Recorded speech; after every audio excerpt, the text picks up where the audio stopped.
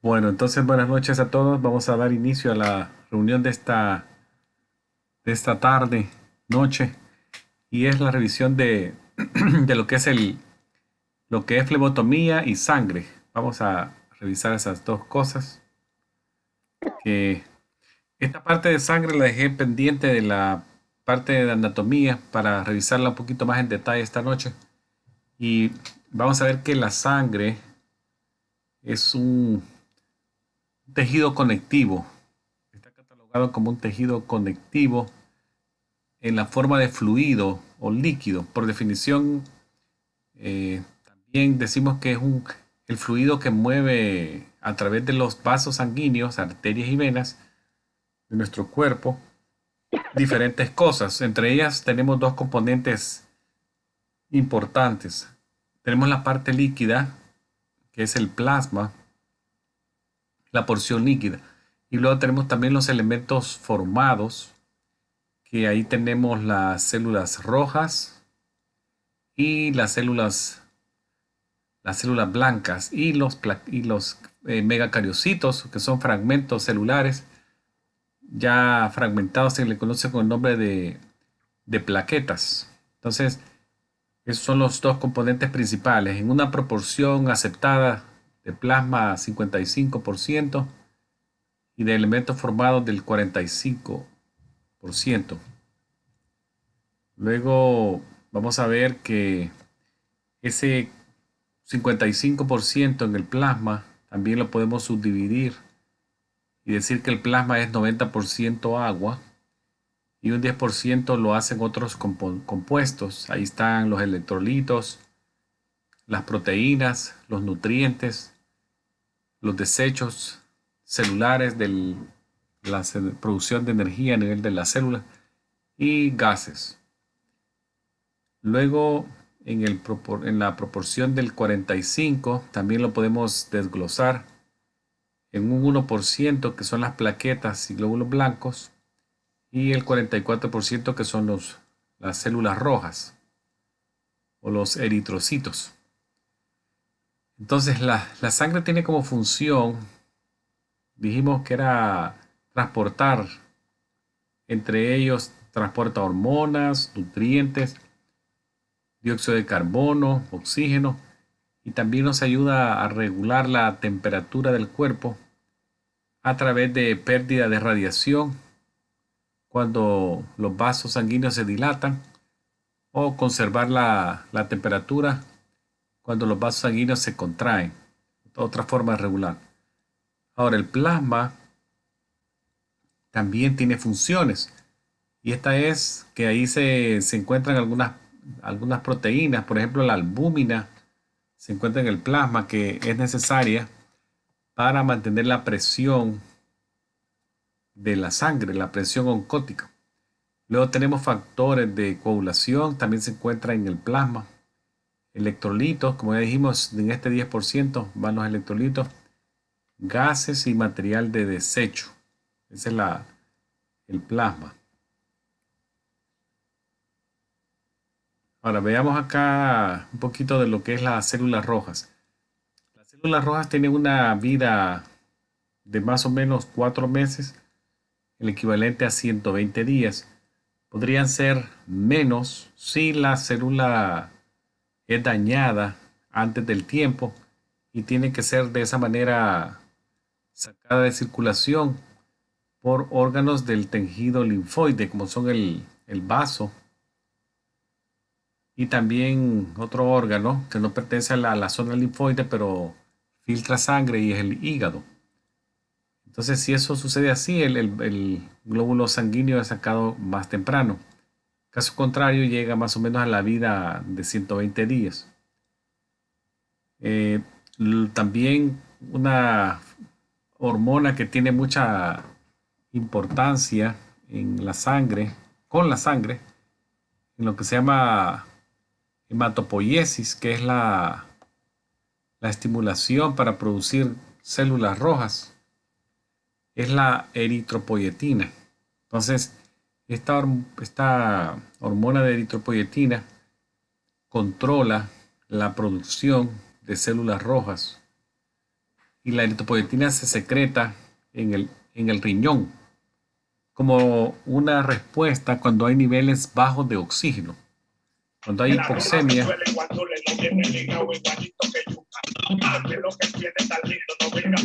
Bueno, vamos a... Por favor, si pueden cerrar los micrófonos en el fondo, por favor. Gracias. Entonces tenemos la eritropoyetina que dijimos se secreta por el riñón. El término hematopoiesis también es bueno recordarlo, que es el hematopoiesis. Es el concepto que define la formación de los componentes celulares de la sangre. No solamente los glóbulos rojos, sino que los glóbulos blancos también. La formación de células sanguíneas. Entonces acá tenemos en esta vista que todo inicia en lo que es las células madre o las células de stem cells. Esta célula madre casi siempre ella divide y una de las células continúa el proceso de formar más células madre o formar a otra célula que luego se va a subdividir en una especialización, como acá lo vemos, sería esta. Entonces esta célula que se queda para ser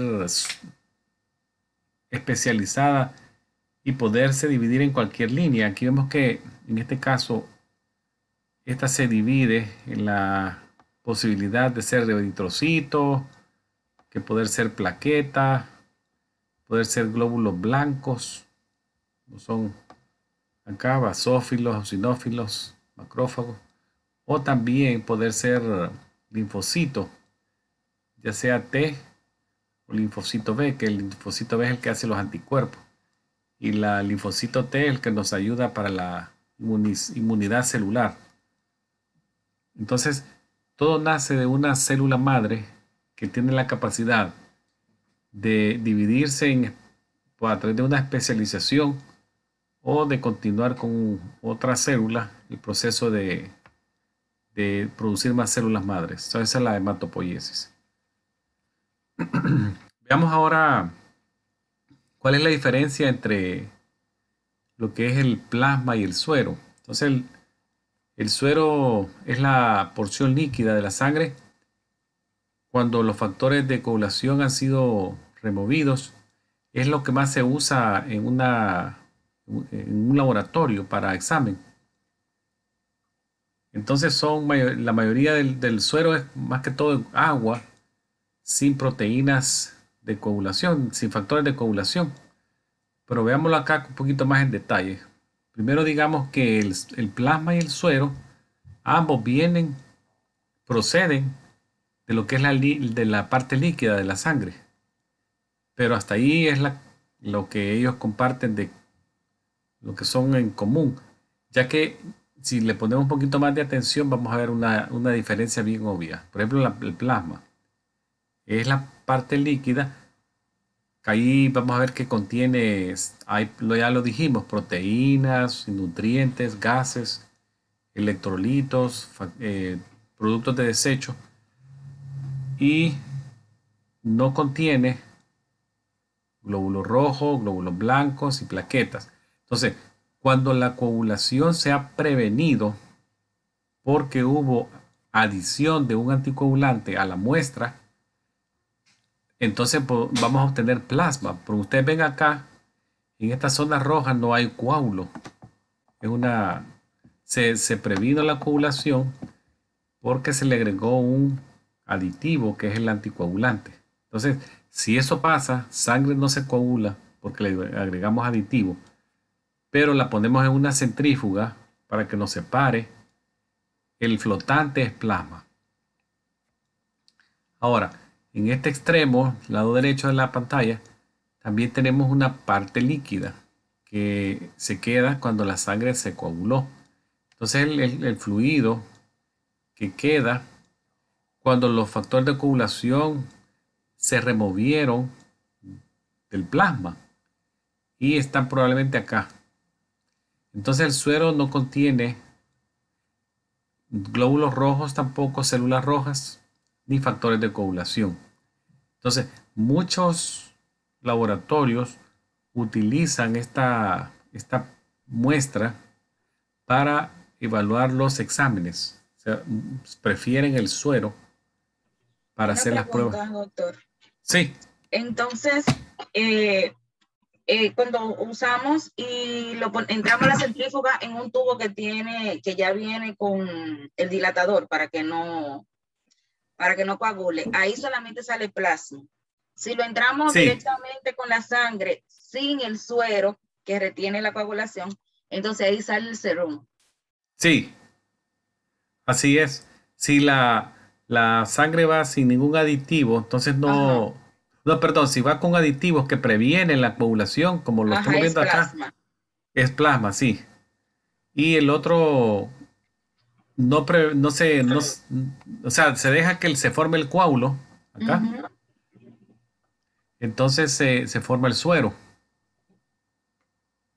ya. ¿Y cuál Sí. es la diferencia de uno y otro entonces? Bueno, la diferencia es que este no tiene factores de coagulación porque se gastaron en la formación de este coágulo. Ujú, O sea, lo que queremos son las partes líquidas, pero que contienen los, lo que andamos buscando, que básicamente son los elementos que buscamos. Por ejemplo, la albúmina, lípidos, lípidos, electrolitos. albíminas, todo eso, Ujú, sí. ujú. Los iones de electrolitos, todo eso, sí. Ok, Quedan ya entendí. en este flotante, sí. Sí, porque ahora están usando mucho el sistema de inyectar el plasma a la cara, Oh, sí, entonces, o a sí, cualquier sí. parte del cuerpo. Entonces, Ajá, simplemente ellos le están volviendo a inyectar la misma proteína y la albúmina y todo esto que tiene su propia sangre, entonces. correcto, sí. Así es. Por eso el plasma que se utiliza es el plasma de la misma persona, porque recordemos Ujú. también que el cuerpo y, bueno, tiene algunas cosas que tienen que ser de uno para que el efecto cruzado no sea obvio, pues entonces a la misma persona se le saca la sangre, se procesa y es el plasma que se utiliza, que se llama, básicamente le dicen plasma rico en plaquetas, Exacto. platelets rich plasma, y lo están usando ya mucho para muchas cosas. Sí, Así para es. accidentes, cosas así, lo he visto. Ujú. Sí, Bueno, pues muchas gracias. Sí. sí.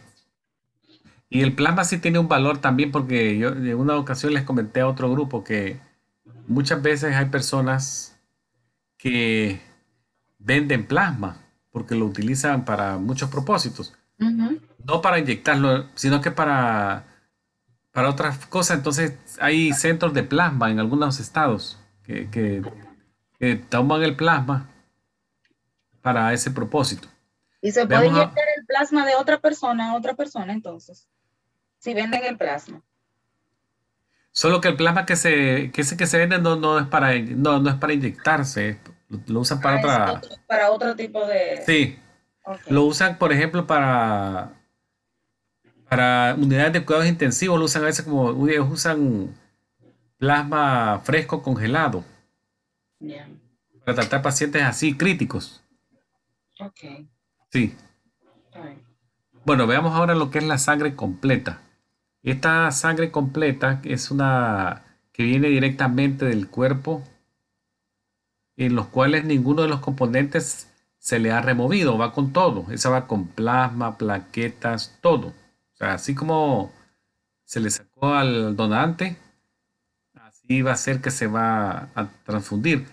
Lo único que le hacen es, obviamente, es como hacerle exámenes para evitar enfermedades que no tenga, por ejemplo, aquí dice, esta etiquetita dice negativa para el virus del Zika. Entonces ya verificaron que no tiene virus del Zika, que no tiene HIV, que no tiene hepatitis B, C, todo lo que podría ser dañino pues para otra persona si le transfundieran la sangre sin el cuidado que se merece una muestra de sangre. Entonces, estas muestras van debidamente identificadas. Por ejemplo, llevan fecha de expiración. Acá tiene una fecha de expiración. Si ustedes ven, también tiene lectura de escáner, tiene el tipeo, el ARH negativo. Si lleva algún aditivo la muestra, ellos lo ponen. Ellos ponen si el aditivo se le agregó algo a la muestra, ahí le ponen ellos contiene tal aditivo. Acá ponen que son 500 ml de sangre completa. Y acá también se puede leer que dice leucocitos reducidos y alguna cosa que se le agregue. Ellos están en la obligación de poner todos los datos referentes a esta muestra. Entonces, tienen una expiración, o sea, una bolsa de sangre no puede estar en un laboratorio por meses. Y ahora menos porque lo que hay es demanda de sangre, no es que estén las muestras ahí por meses, sino que se ha visto una gran necesidad de sangre y pocos donantes. O sea, los centros de sangre en este momento están pasando mucho esfuerzo en conseguir gente, a pesar de que siempre ellos están como anunciando en los televisión, en internet o llegan mensajes al correo de uno electrónico que van a haber ferias o hasta donan ellos muchas cosas. Por ejemplo, la Cruz Roja de Nueva York es muy activa en eso, hace mucha campaña y dona 2 entradas a un partido de los Mets o algo así, como para una manera de incentivar a la persona de que vaya a donar. La donación realmente es algo bien rápido, pues se puede llevar más o menos unos 20 minutos. Ellos usan unos catéteres gruesos, casi 18 o 17, que sacan la sangre bien rápido. Y los técnicos los flebotomistas de bancos de sangre son personas ya muy entrenadas, con mucha experiencia. Y los pinchones son bien, ni se sienten. Yo he dado muchas veces. Y es algo que sucede sin mucho dolor. Y la muestra la consiguen bien rápido ellos. Así que si en algún momento les tienen la oportunidad de donar, es buena idea. Bueno, entonces vamos a pasar ahora a lo que es la parte ya de flebotomías. Vamos a revisar un poquito lo que es flebotomía y algunos datos que necesitan saber para el examen de la ANCA. Bueno, veamos entonces primero lo que es el objetivo. ¿Para qué hacemos la flebotomía?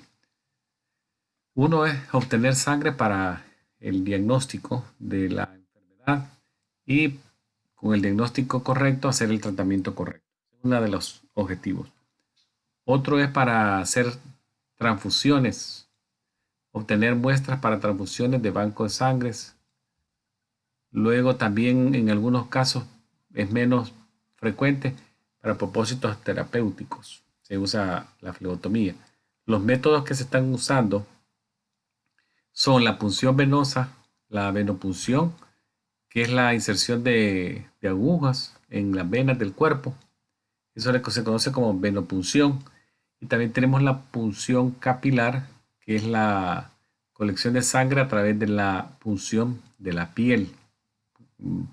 Pero no insertamos aguja en vena, sino que solo por punción de piel. Esos serían los dos métodos, venopunción, punción capilar. Ahora, el flebotomista, ¿quién es el flebotomista? Bueno, puede ser cualquier persona que se entrene en la colección de sangre. Obviamente lo dijimos en la primera vez que nos hablamos, que dijimos que la persona que está certificada tiene mejor oportunidad de conseguir un empleo de flebotomista. Luego viene la práctica. Recuérdense, como les dijo el doctor, o sea, en esta revisión que estamos haciendo, básicamente es la revisión teórica. Ya la práctica ustedes la tendrán ya pronto. Y eso ya es en el terreno, como dicen, ya hay que ir y hacerlo uno mismo para saber, porque a veces es fácil viendo lo que otro lo hace, pero ya cuando uno lo va a hacer se puede poner nervioso, pero ahí es de guardar la calma, aplicar la técnica, el conocimiento teórico ya en la persona y se logra hacer con bastante confianza y eso ya se va agarrando la práctica con las veces que uno hace, que entre más lo haga, más diestro se vuelve el flebotomista. Para ello también hay que conocer un poco la anatomía del área que vamos a estar trabajando. que la anatomía y fisiología que compete al flebotomista son la piel, el tejido celular subcutáneo, las venas, conocer un músculo esquelético un poco y saber también que podemos en algún momento cruzarnos con un nervio periférico en algún lugar y entonces saber dónde puede haber algún punto que nos puede dar problemas es necesario. También conocer el equipo y los lo que vamos a ocupar, o sea, el equipo y los insumos, serían los insumos, que serían los tubos, el torniquete que se pone, los guantes, el limpiador con alcohol, los diferentes tipos de agujas, todo eso es el equipo y los insumos. Y luego también reconocer los tubos en base a color y aditivo. Otra cosa que hay que tener en la destreza del flebotomista es que tiene que ser una persona muy hábil en la comunicación para que el paciente lo entienda y también entender el paciente. Lo que dijimos, el lenguaje corporal es importante, entender cuando una persona tiene temor, tiene duda, está insegura. Entonces hay que saber calmarlos, comunicar bien el procedimiento, explicarle. Y se recuerdan también que dijimos que debemos de obtener el consentimiento informado de la persona, de forma verbal y de forma escrita. Antes de que ellos ya se sienten físicamente en la silla, ya ellos han llenado unos documentos o han firmado en donde básicamente están dando el consentimiento informado de que el procedimiento se lo pueden realizar. O sea, ya no es necesario volverle a decir en la silla. Muchas veces ellos ya, cuando ya llegan a la oficina, cuando dan la hoja del laboratorio a la muchacha del front desk,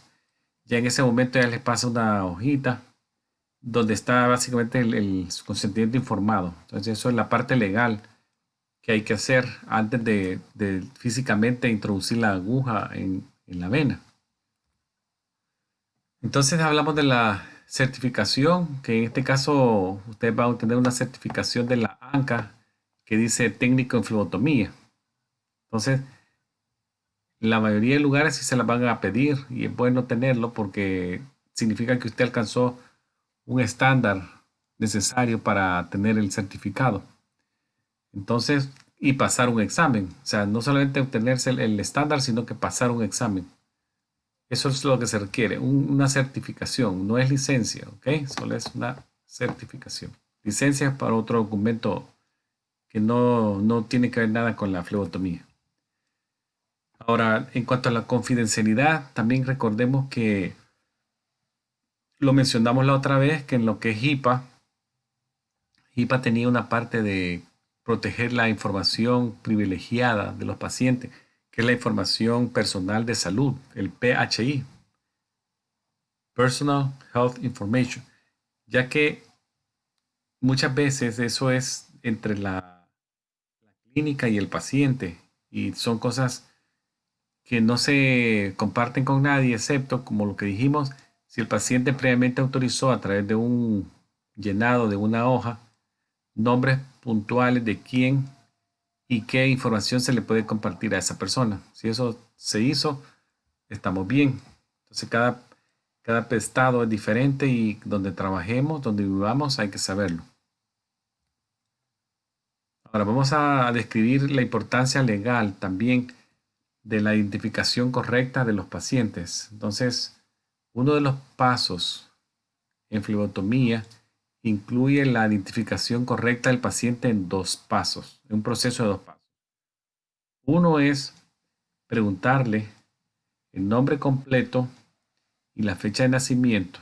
Eso probablemente es la parte más importante que valida al paciente.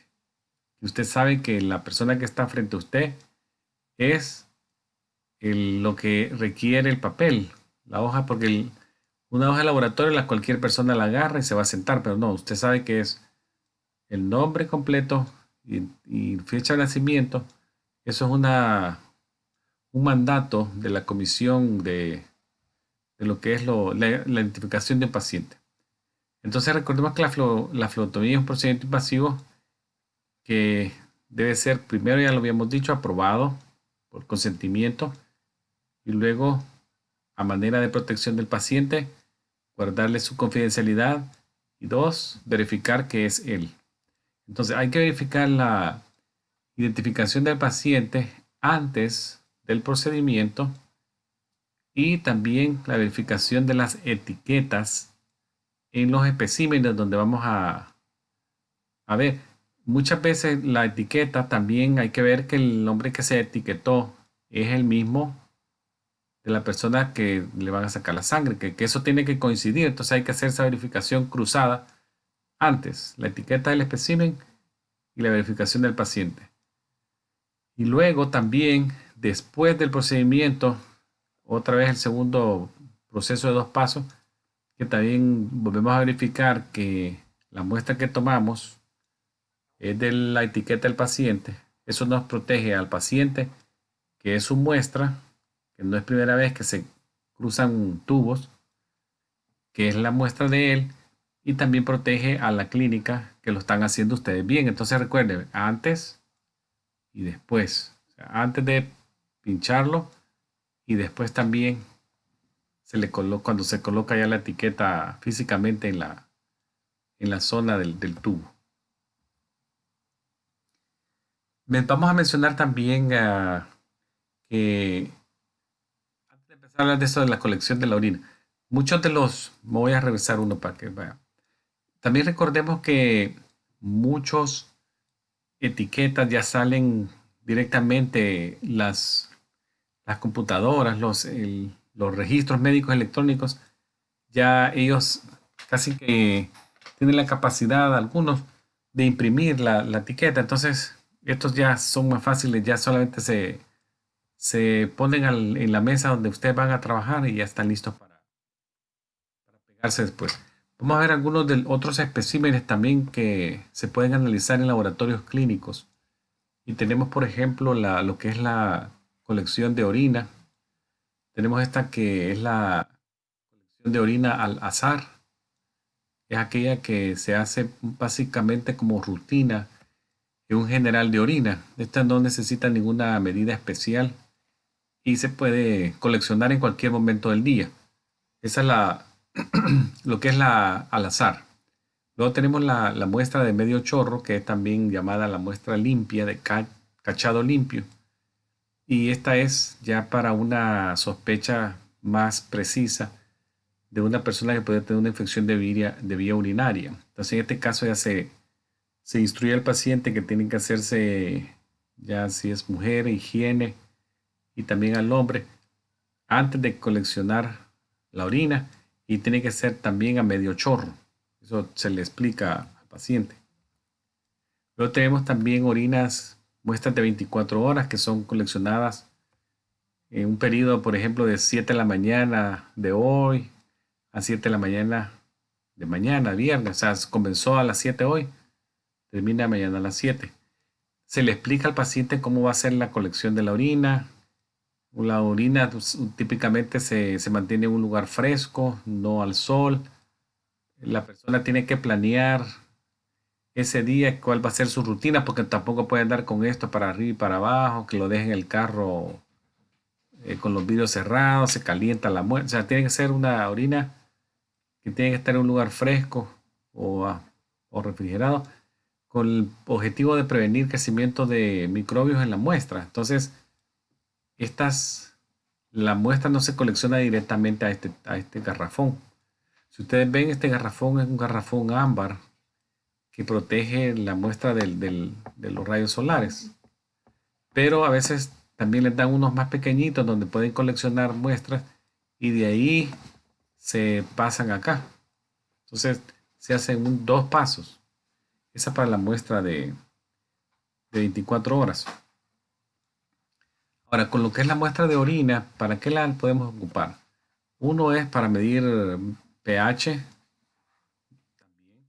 para medir presencia de glucosa, cuerpos cetónicos, presencia de sangre, presencia de albúmina, bilirrubina, todo lo que viene en este lector de tira. Este lector de tira que está acá es un lector que tiene varias áreas que reaccionan en base a químicos, básicamente son químicos que reaccionan y dependiendo de la presencia de una sustancia y el nivel de la presencia, ellos cambian a un color específico, entonces uno después lo compara a los colores que tiene acá la etiqueta pegada a este bote y ahí se logra obtener un resultado bastante rápido porque eso se sumerge en la orina y le da a uno un tiempo de 3, 4 minutos y ya luego se lee y ya se tiene una lectura bien rápida. Casi en el periodo de 5 minutos ya usted tiene el resultado. Sin embargo, la muestra de orina esta siempre se va a mandar al laboratorio como para doble revisión. Entonces esto no descarta que vamos a botar esto, sino que se manda siempre para un muestreo. Entonces eso es para presencia de orina y varios factores que nos pueden ayudar en el diagnóstico. Otras pruebas que se pueden hacer en los laboratorios, en las clínicas son, además de lo que ya dijimos, por ejemplo, hay especímenes para esputo. Entonces recordemos que esputo no es la saliva. Entonces es distinto. Y esto se hace un muestreo para diagnosticar desórdenes en los pulmones, en los bronquios. Y son estudios que buscan, por ejemplo, sangre, presencia de microorganismos o células anormales, como puede ser para análisis de citología del esputo. Luego tenemos pruebas de heces también, que son muestras que se coleccionan para hacer diagnóstico de algún tipo de bacteria, si es algo viral, que esté probablemente causando al paciente alguna experiencia desagradable, como podría ser presencia de diarrea, dolor abdominales o cualquier otro síntoma relacionado al área intestinal. Entonces esas muestras se coleccionan en un contenedor limpio y seco y luego se transportan al área que se va a hacer el análisis. También se me estaba quedando, los cultivos y sensibilidades. Estos son también pruebas de laboratorio, que es clínico, que se hacen para cultivar un espécimen, para determinar la presencia, si es que se desarrolla un organismo en el cultivo. Ya una vez se desarrolló un organismo, otra cosa que nos interesa saber es si es sensible a algún antibiótico. Se le hace un antibiograma para ya tener una respuesta del nombre y también dar una respuesta de qué es sensible y de qué es resistente para no gastar antibióticos que van a ser resistentes. Se orienta el tratamiento. Luego acá tenemos lo que es el cultivo de la garganta, también que se hace en pacientes para detectarles enfermedades, detectar organismos que nos causen enfermedades, para determinar también diagnóstico y tratamiento. Luego el cultivo de heridas, que se puede hacer con estos hisopos. Este nos sirve también para hacer cultivos de, por ejemplo, úlceras varicosas que estén infectadas, úlceras de presión de pacientes que tengan úlceras por presión, de que usan sillas de ruedas o que pasan mucho tiempo encamados. Se pueden hacer cultivos de esas úlceras también para identificar patógenos y determinar diagnóstico y tratamiento. Se hacen con el hisopado. Vamos a ver. Ahora, otros exámenes que se pueden hacer.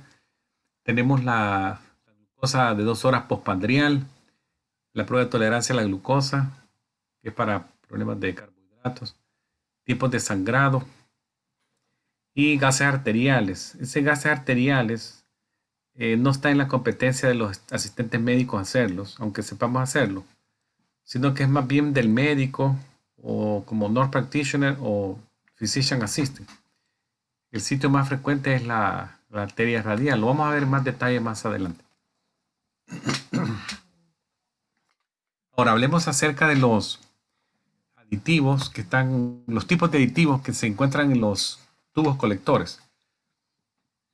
Entonces tenemos, por ejemplo, el EDTA y el sodio citrate, que son químicos anticoagulantes, que lo vamos a encontrar en algunos tubos. Luego también tenemos gel separadores de suero.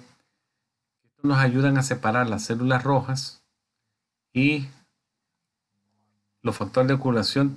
Entonces, para la muestra de suero, para mantener ese nivel correcto de balance químico que se podamos encontrar en la muestra de sangre. Luego tenemos el aditivo el litio heparina, que este es usado también como factor de anticoagulación. El litio heparina en los tubos verdes, ya lo vamos a ver. Luego tenemos el sodium fluoride, que es un aditivo que se utiliza para mantener los niveles de glucosa, es un antiglicolítico. Y luego estos cultivos, medios de cultivo cuando vamos a hacer cultivos sanguíneos, cuando saquemos sangre para hacer cultivo, siembra de la sangre en una placa. Entonces esto es lo que el cultivo de sangre lo que hace es el medio de cultivo mantener al microbio como viable, alimentado en la muestra que está contenida en el tubo o en el bote, para que se pueda identificar y de esa manera lograr un diagnóstico posteriormente. O sea, mantiene al microbio viable, vivo. Eso es el medio de cultivo de sangre. Bueno, vamos a empezar a hacer el repaso de los tubos, de los vacutainers, y vamos a asociarlos con los colores. Estos tubos tienen un código de color que se asocia a un aditivo. Entonces tenemos el de color rojo. Este no requiere aditivo. No requiere aditivo, comúnmente se usa para determinaciones en suero, para química. Ahí está, aquí les nombro algunos. Factor reumatoideo, amilasa, magnesio, cortisol, ácido úrico, hormona paratiroidea, niveles de digoxina, que es un medicamento para usar en insuficiencia cardíaca congestiva. Luego tenemos el del sífilis, niveles de insulina, del péptido C. Usan tubo rojo y también muestras para bancos de sangre. Es el tubo rojo. Ahora tenemos el tubo, este tubo dorado. Este tiene estas iniciales acá, SST. Acá. Eso lo que quiere decir es un separador de suero. Entonces contiene una gel separadora de suero y un activador de coágulo. Esto se usa mucho para la mayoría también para química sanguínea, para exámenes serológicos y endocrinos, que incluyen el de la hepatitis, el HIV. Este es el de tapadera dorada, o color amarillo. Luego tenemos el tubo celeste. Este tiene el aditivo el sodium citrate, 3.2%. Acá se lee. Acá. Entonces ese siempre es recomendable sacar de 2 a 3 ml de sangre en un tubo sin aditivo antes de empezar a llenar este tubo celeste. Y este tubo celeste también exige el 100% llenado del tubo, es requerido. Este tubo se usa comúnmente para pruebas de coagulación, como pueden ser las evaluaciones del fibrinógeno, nivel de fibrinógeno, PT, PTT, tiempo de protrombina, tiempo parcial de tromboplastina, el dímero D, o también actividad de los factores. Esta actividad de los factores se utiliza para identificar alguna deficiencia específica de uno de los factores de la sangre o inhibidores de factor. Es una prueba que se hace no muy frecuente, pero sí la pueden mandar para cuando se evalúa coagulación. Luego tenemos el tubo lavanda o morado. Este el aditivo, si ustedes ven el nombre es bien largo, pero se abrevia en ETA, EDTA. Acá también se lee, en el tubo se lee el ETA. Ese es el anticoagulante. Este se usa para pruebas de hematología. Ahí tenemos, por ejemplo, plaquetas, tenemos el CBC, que sería Complete Blood Count, cuenta completa de sangre, cuenta de reticulocitos, hematócrito y hemoglobina, eritrosedimentación y el Direct Cum se usa para eso. Este Direct Cum es una muestra, es una prueba que se hace, un examen para detectar anemias hemolíticas autoinmunes. Son condiciones que se ven cuando, bueno, en casos relacionados a anemia, es para detectar anticuerpos o complementos que se adhieren en la superficie de las células sanguíneas. Y acá tenemos el otro, también que usa ETA. Vámonos a este que es el tubo rosado, pink. También utiliza esta ETA, EDTA. Este se usa también para pruebas de hematología, pero aquí tenemos el tipeo IRH, el muestreo de anticuerpos, pruebas cruzadas y el examen de ROGAM. Este examen de ROGAM, también es un poquito más amplio. Incluye, por ejemplo, el tipeo ABO y el tipeo RH de la madre, de la sangre del feto y la presencia también buscando anticuerpos en la madre. Luego tenemos los tubos verdes, el verde fuerte y el verde suave. El verde fuerte que está en la pantalla, usa sodio heparina y la prueba que se usan acá es rutinas de química para los STAT. Estas son las muestras urgentes de STAT. Muestras urgentes que necesitan hacerse tal vez en menos de una hora el resultado, tenerlo ya impreso. Entonces son los preferidos para esos STAT de químicas. Los verdes intensos. También el verde claro se puede usar también para pruebas de STAT de química. Y la diferencia con el otro es que, a pesar de que es heparina, pero este es litio heparina y este era sodio heparina. Ahí es la diferencia. Sodio en el oscuro y en el claro es el litio heparina. Si ustedes ven acá, tiene una gel aquí al fondo. Luego tenemos el tubo gris, que es este es el tubo que se usa para las pruebas de glucosa. Glucosa, ahí va la tolerancia, glucosa en ayunas, también se utiliza para medición de ácido láctico y tiene la curiosa presencia de dos aditivos al mismo tiempo.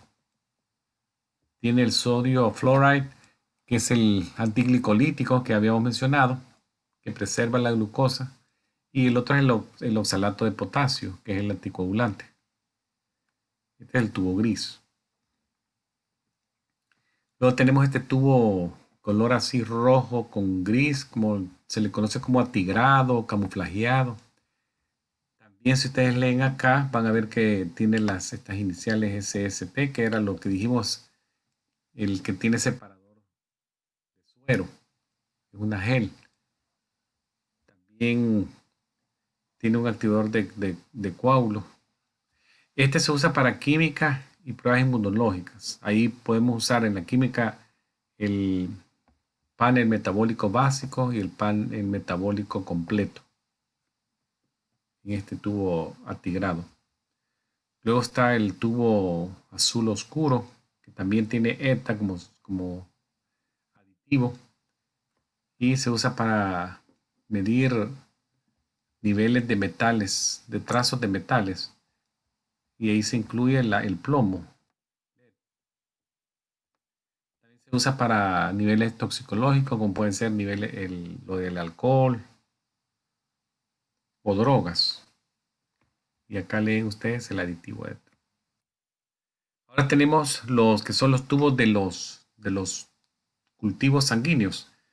Entonces estos tubos de cultivos sanguíneos, si lo pueden ver en su pantalla, hay varios colores. Tenemos el anaranjado, que es el anaeróbico, el color verde claro, que es el aeróbico, y el amarillo, que es el pediátrico. Entonces estos botes, frascos, tienen un medio de cultivo que vimos que era para alimentar al microorganismo y mantenerlo viable hasta el momento que se va a hacer la siembra del cultivo en una placa. Entonces, tienen los dos medios, los botes de aeróbico y anaeróbico. Los volúmenes que se pueden llenar en el adulto hasta 10 ml. Estos tienen una medida por acá. Y acá no se ve muy bien. Lastimosamente en esta foto no se ve. Pero ellos tienen una marca que le hacen saber al laboratorista más o menos por dónde está la marca de 10. No es bueno que se sobrepase la marca ni que quede bajo la marca, porque en ambos casos podría dar un falso resultado. Entonces, la marca es para que llegar a lo más puntual a la marca posible. En los niños es hasta 4 ml. O sea, también hay que ser bien preciso, no pasarse ni quedarse corto del 4 ml. Entonces, son tubos ya bien precisos. Entonces, eso se hace para maximizar la muestra del cultivo. Se toman varias muestras. Entonces, también se pueden tomar hasta 3 sets. Uno en el minuto 0, otra muestra en el minuto 30 y una muestra adicional en el minuto 90. O sea, son 3 muestras. Entonces, imagínense, si ustedes están sacando a la persona 10, 10, 10. Es bastante. Entonces, por eso hay que tratar de hacerlo bien preciso. Yo acá les puse estas fotografías. Lo tomé de un lugar que da una guía cómo se toman estos tubos. Estos tubos se pueden tomar con jeringa o también se puede utilizar una aguja de mariposa. La aguja de mariposa es la que prefieren casi todos los laboratorios. Y si ustedes lo ven en esta mesita acá se ve la mariposita. Esa es la que prefiere la mayoría. Entonces, el paso 1 es de la muestra de cultivo es, una vez más, identificar al paciente, confirmar lo que es él, preparar todo el material antes de hacer el procedimiento y verificar que el tubo dice que no esté vencido. Acá tienen una fecha de vencimiento. Que el tubo no esté vencido y tampoco que el tubo no muestre deterioro o contaminación. Si todo está bien, se empieza a hacer el procedimiento. También hay que identificar la marca, lo que yo les dije, de hasta el máximo llenado, que en todo caso para el adulto sería 10 ml. Entonces, no hay que pasarse ni quedarse corto. Luego se preparan los botes para inoculación. El fleotomista se lava las manos con agua y jabón, después se seca, se aplica alcohol gel y luego ya prepara el bote de cultivo.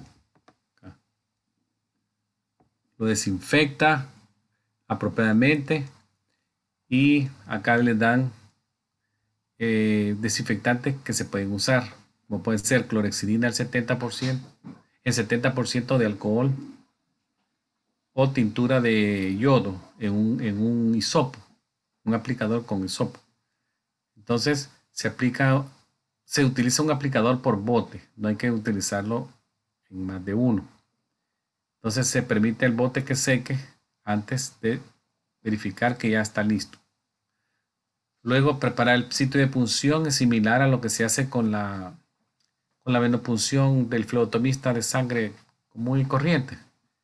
Entonces si la piel está visiblemente sucia, se hace un aseo más estricto con agua y jabón. Pero si no, solamente se hace la limpieza con, acá lo menciona también, clorexidina en 70% de alcohol isopropilo o con tintura de yodo en un aplicador de hisopo.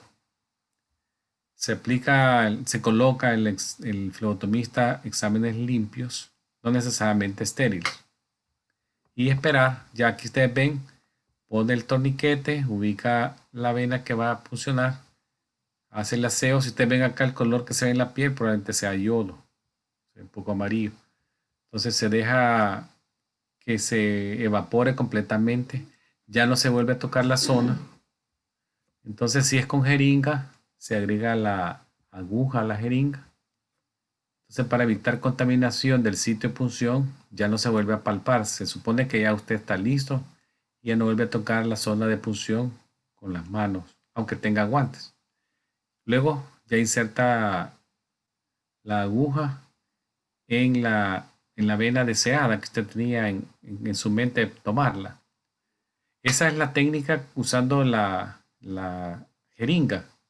Pero como les dije, actualmente se prefiere utilizar para lo que son los cultivos la mariposita.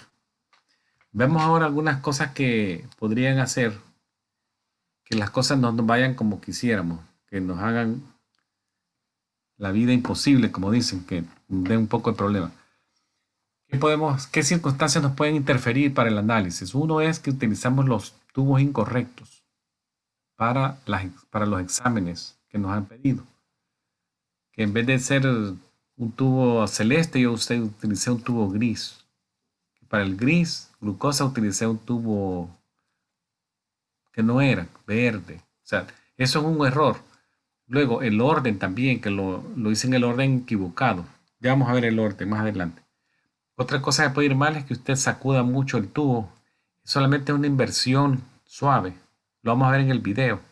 Invertir el tubo suavemente, no sacudirlo. Luego que yo rotule mal el tubo, que no es el examen que le voy a hacer ni la persona correcta. Otro es que esté usando equipo vencido, que el proceso de secuencia sea prolongado, que yo tomé la muestra en la mañana, se me olvidó, la puse sobre la mesa, y me doy cuenta a las 3, 4 de la tarde, ya lo envío. Ya es una secuencia prolongada. Entonces son errores que pueden interferir en el análisis. Entonces, ¿qué puedo hacer yo para evitar esto? Que esto no suceda. Entonces hay que conocer los requisitos de cada examen y el tubo correcto que voy a utilizar. Luego también hay que utilizar el orden correcto de sacar la sangre en base al tubo. ¿Cuál es primero? ¿Cuál sigue después? ¿Cuál sigue después? Y después. Y también evitar sacudir el tubo con fuerza, ya que eso podría provocar hemólisis de la muestra. Verificar al paciente con sus dos identificadores, nombre completo, fecha de nacimiento, aprender el protocolo de colección de sangre en donde yo trabaje y los tiempos de procesado. Hay algunos laboratorios que si el examen es de rutina, ellos puede ser que manden a 2 personas durante el día a traer las muestras. Si es protocolo de rutina, que lleguen a las 12 o 3 a las 4. Entonces el laboratorista o flebotomista debe saber dónde los guarda mientras llegan a traerlos, no dejarlos así en lugares expuestos. Otra cosa va a ser revisar el inventario, que los tubos no estén vencidos, no tener tubos vencidos, porque ese es otro error. Y conocer el procedimiento en esencia, conocerlo bien antes de hacer el procedimiento de colección de sangre. Veamos acá el equipo que necesitamos para una flebotomía ideal. Vamos a ver acá, esto tiene número. Veamos el 7, que es el color acá amarillo. El 7 es el torniquete. Este es un utensilio que se utiliza para que la vena sea más visible al momento de la venopunción. Son bandas elásticas, no son látex, que pueden medir entre una pulgada de ancho y hasta 15 de largo, son algo largos. Lo importante de esto es saber es que se tiene que usar uno por paciente, solamente. Usted lo usa con uno, lo bota. No está usando el mismo 2, 3, 4, 5 veces con el mismo torniquete. O sea, es uno por uso. Luego los vacutainers, que es el número 2 acá. Estos vacutainers son los que más se usan en los laboratorios de colección de sangre. Ellos tienen un código por el color. Si ustedes ven acá, está el dorado, un celeste, un lavanda. Acá vemos verde oscuro, verde claro, lavanda, otro celeste. O sea, tienen varios colores y el laboratorista, flebotomista tiene que estar preparado. Ellos se identifican por colores y eso nos da la idea qué anticoagulante está dentro, o qué activador de coágulo, o qué preservante, como podría ser el que nos preserva la glucosa. Entonces, eso hay que conocerlo también. Luego las agujas, acá vemos agujas y acá también. Entonces, la aguja son agujas rectas, agujas rectas. También tenemos agujas que son como esta de mariposita que está acá. Esta de alas, mariposita, son pequeñas. Los calibres son, el calibre podría dar en más o menos 24, 28. Son bien delgadas. Son bien cómodos para el paciente, pero por ser chiquito también nos puede hacer hemólisis de la muestra porque el interior de la aguja, el lumen, es bien angostito. La sangre pasa, pero bien forzada. Entonces, lo ideal es el número 21. La aguja 21 es el ideal para flebotomía. Luego la jeringa se utiliza para cosas bien puntuales, como vimos el cultivo de sangre, esas jeringas. Entonces, en algunos casos, por ahí las han de tener. Entonces, si ustedes ven, hay más cosas. Tenemos los limpiadores de alcohol, ya mencionamos el torniquete, mencionamos los tubos. También está el contenedor de objetos punzantes acá, que está de color rojo. Aquí hay que tener el pictograma de riesgo biológico. Están las gasas, son gasas pequeñitas de 2x2. También está el tape, el 1. Y también algunos tienen como calentadores de talón o calentador de vena de brazo. Son unas bolsitas pequeñas que son químicos adentro y se activan al romper los químicos y cuando se unen dan un calorcito. Como las bolsas que ustedes probablemente han visto de que se ponen heladas cuando alguien se golpea, que se rompe lo que va adentro y se pone bien helado. Hay también así, pero de calor. Se puede usar para calentar.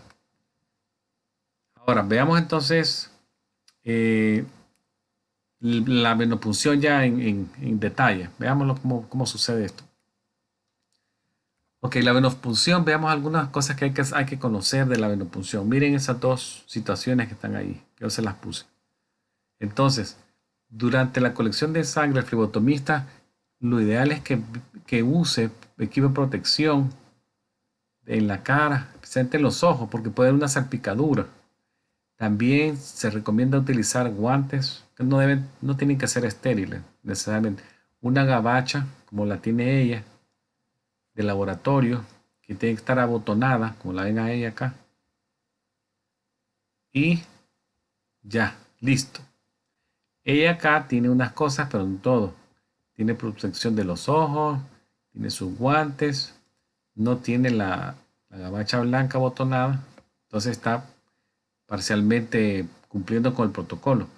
Luego, los pacientes tienen que estar sentados en una silla para el propósito que llegaron, que es la flebotomía, una silla de flebotomía con los pies apoyados en el piso la persona. El paciente, si se siente mal o no está muy bien, entonces se podría poner recostado, acostarle en una camilla para que esté más cómodo si el paciente no se siente bien. Luego, si son niños como el que vemos acá, el niño podría estar sentado en las piernas de alguien, como podría ser acá en este caso de la abuelita, la mamá, el papá, y lo sostienen de esa manera. Ya niños más pequeñitos también necesitan el soporte de un papá. Ahora veamos el sitio de punción capilar. Acá tenemos el sitio en el adulto, es el dedo 3 y 4. 3 y 4.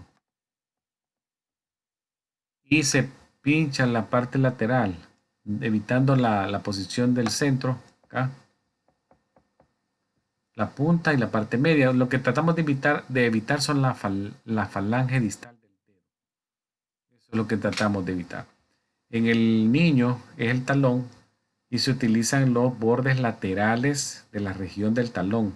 Entonces, si ustedes ven acá, se traza una línea imaginaria del primer dedo hacia la zona del talón calcáneo, del quinto también todo para abajo, y aquí en la zona donde está el calcáneo también se traza una línea de izquierda a derecha, y la zona lateral acá es donde se va a hacer la punción capilar en el niño, en los infantes recién nacidos o bien jóvenes, bien tiernitos. Ahora la punción capilar, voy a terminar con esto y nos vamos a la pausa. La punción capilar, esto dijimos que no le compete al asistente médico hacerlo, sino que es del doctor, del nurse practitioner al physician assistant. Solo para información se lo estoy diciendo. La que se hace es la arteria radial en la muñeca. Ya hay una técnica. Lo que sí hay que estar, que el medical assistant tiene que estar sabedor, cómo transportar la muestra. La muestra se transporta en un contenedor frío. Casi siempre es como, puede ser hielo que se ha picado y muchas veces se pone una mezcla de hielo-agua y la muestra se debe transportar rápido después de la tomada. 5, 6 minutos ya tiene que estar en el laboratorio. O sea, eso se transporta bien rápido. Y ya se entrega y ya el proceso procesa, el laboratorista lo procesará. O sea, eso es la punción de gases arteriales. Vamos a hacer una pausa acá y Ok, revisamos en cómo no, unos profesor. minutos. Sí, muchas gracias.